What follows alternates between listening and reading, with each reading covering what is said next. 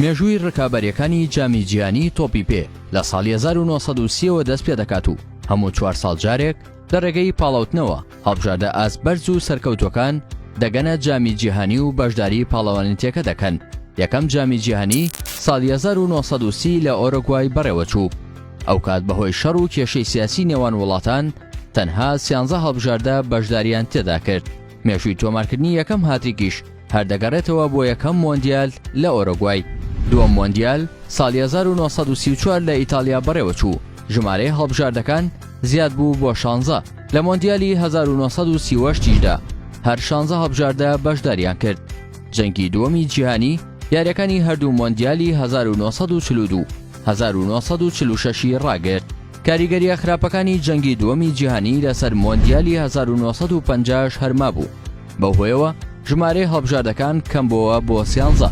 لە مۆندیالی 1954 کە پێنجەم مۆندیال بوو ژمارەی هەڵبژاردە بەشدارەکان بوو بە 16 و تا ساڵی 1982 بەو جۆرە مایەوە. مۆندیالی 1958 شەشەم جامی جیهانی تۆپی پێ بوو لە وڵاتی سوید بەڕێوەچوو. مۆندیالی 1962 لە وڵاتی چیلی لە 35 تا 76 ئەو ساڵە بەڕێوەچوو. هەشتەم مۆندیال ساڵی 1966 لە ئینگلتەرا بەڕێوەچوو لە 11 تا 37 هەمان ساڵ. مۆندیالی 1970 لە مەکسیک بەڕێوەچوو. مۆندیالی 1974 لە ئەڵمانیا ڕۆژئاوا ڕێکخرا. مۆندیالی 1978 لە ئەرجەنتین بوو.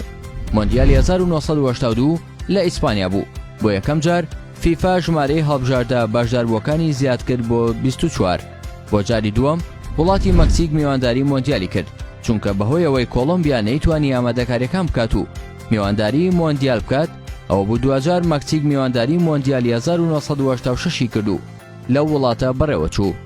مۆندیالی ژمارە 14 ساڵی 1990 لە ئیتالیا بەڕێوەچوو.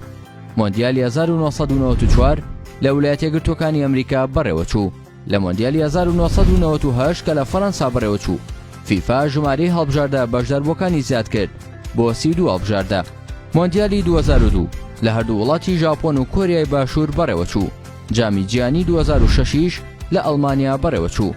مۆندیالی 2010 لە کیشوەری ڕەش و لە باشووری ئەفریقا بەڕێوەچوو. مۆندیالی 2014 لە بەرازیل بەڕێوەچوو. مۆندیالی 2018 لە رووسیا بەڕێوەچوو. هەڵبژاردە بەشداربووەکانیش هەر 32 بوو. مۆندیالی ژمارە 21 ساڵی 2022 دوایین مۆندیالە و لە قەتەر بەڕێوە دەچێت بە بەشداری 32 هەڵبژاردە. قەتاریەکان دەڵێن زیاتر لە 200 ملیار دۆلاریان بۆ میوانداریکردنی مۆندیال خەرج کردووە و دەیانەوێت ڕیکۆردی زۆرترین ئامادەبوو لە مێژووی مۆندیال بشکێنن. بە پێی زانیاریەکان ئەوە یەکەم جارە لە مێژووی 100 ساڵەی ڕێخستنی پاڵەوانێتیەکانی جامی جیهانی تۆپی پێ پارەیەکی وەها زۆر خەرج بکرێت.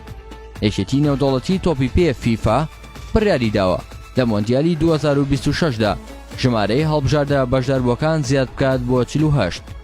ئەو بڕیارەی سەرۆکی فیفا کە پێداگری زۆری لەسەر کردووە نیگەرانی و ناڕەزایەتی چەندین وڵات و کەسایەتی وەرزشیە ناودارەکانی لێکەوتۆتەوە. قەتەر وڵاتێکی بچووکی کەنداوە کە چەند ساڵێک لەمەوبەر بەشێکی بیابان و بەشێکی تریشی زۆر سادە ژیانی تێدا دەکرا. بەڵام بە خێرایەکی زۆر ئەو وڵاتە گەشەی کرد بەتایبەت دوای گەشە سەندنی گازی سروشتی لە وڵاتەدا لە ساڵی 1990ەوە و ئەوەش تەواو جێگەی سەرنجە.